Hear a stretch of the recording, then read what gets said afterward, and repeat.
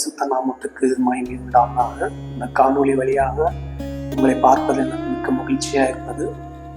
கர்த்தர் இந்த மாதத்திற்கென்று நமக்கு கொடுத்த வேத வசனத்தை எடுத்து வாசிப்போமா? 1 தெசலோனிக்கேயர் 5:18.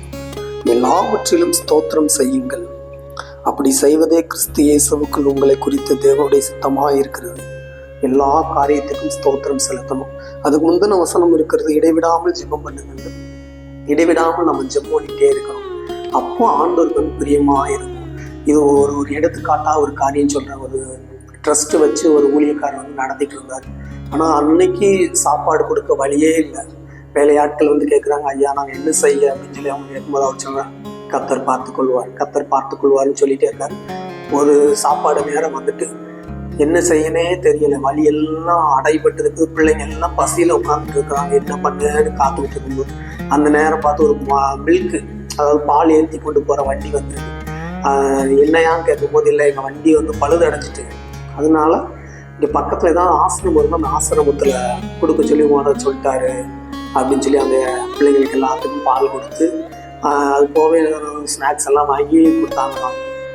அவர் எப்போதும் ஜெபம் பண்ணுற ஒரு மனுஷன்.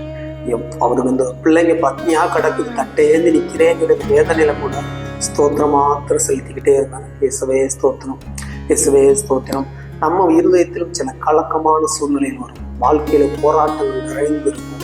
அப்போ நம்ம கலங்குவோம், நம்ம திகைப்போம்.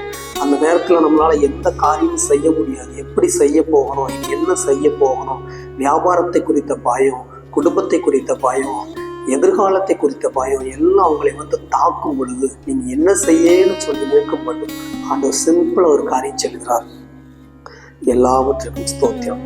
எல்லாவற்றுக்கும் ஸ்தோத்திரம்னா, இதுவரை என்னை பாதுகாக்கிறே ஸ்தோத்திரமானது, இதுவரை எனக்கு தந்தரே எனக்கு ஸ்தோத்திரம். அப்படி ஆண்டவர் தந்த காரியத்திற்காக ஸ்தோத்திரம் செலுத்துங்க. இனி ஆண்டவர் உங்களுக்கு தரப்போற காரியத்திற்காகவும் ஸ்தோத்திரம் செலுத்துங்க. எதெல்லாம் உங்களுக்கு தேவையோ அந்த காரியத்துக்காக ஸ்தோத்திரம் செலுத்துங்க. கர்த்தர் அந்த காரியத்தை வாய்க்க பண்ணி உங்க வாழ்க்கையில அர்ப்பணம் செய்வார். அதனால சோர்ந்து போகாதீங்க, மனம் நொந்து போகாதீங்க. எனக்கு தான் அந்த பிரச்சனை சொல்லி நீங்க ஒரு நாள் சோர்ந்து போகாதீங்க. எல்லா காரியத்துக்கும் ஸ்தோத்திரம் செலுத்துங்க. நாம் ஜெபிப்போமா? ஆண்டவரிடத்துல எல்லா காரியத்துக்கும் முறுமுறுக்காதபடி கர்த்தர் இந்த மாதத்திற்கு நம்மளுக்கு சொன்ன காரியம், எவ்வளவு வேதனை பிரச்சனை வந்தாலும் நீ ஸ்தோத்திரம் மாத்திரம் செலுத்துங்க அன்றாதான் அவர் சொன்னார். சரிங்களா? நாம் ஜெபிப்போமா?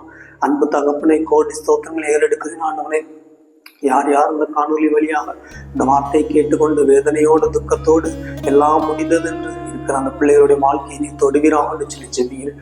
இயேசு என்னும் அதிகாரம் உள்ள நாமத்தில் இந்த பிள்ளைகளுடைய வாழ்க்கை மாறட்டும் என்று சொல்லி ஜெபிக்கிறேன்.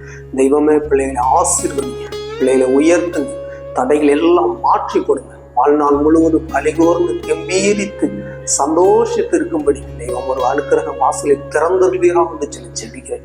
தெய்வமே ஆசீர்வதிங்க. பிள்ளைகள் எந்த காரியத்தை ஏக்கத்தோடு ஏங்கி நிற்கிறார்கள் அந்த காரியத்தை குறித்து வாய்க்கப்படும் காத்து கொண்டு வழிநடத்துங்க. ரட்சகரும் மீட்பருமாய் இயேசு கிறிஸ்துவின் நாமத்தில் ஜெபிக்கிற நல்ல பிதாவே, ஆமென் ஆமென். எனக்கு அன்பான தேவ ஜனமே, ஒரு நாள் சோர்ந்து போகாதீங்க. ஆண்டவரை குறித்து சந்தோஷமாக கர்த்தரிடத்தில் மன மகிழ்ச்சியா இருப்பதே நமக்கு பலன். அதனால நீங்க சோர்ந்து போகாதீங்க, வருத்தப்படாதீங்க. ஆண்டவர் உங்களை ஆசீர்வதிப்பார். God bless you.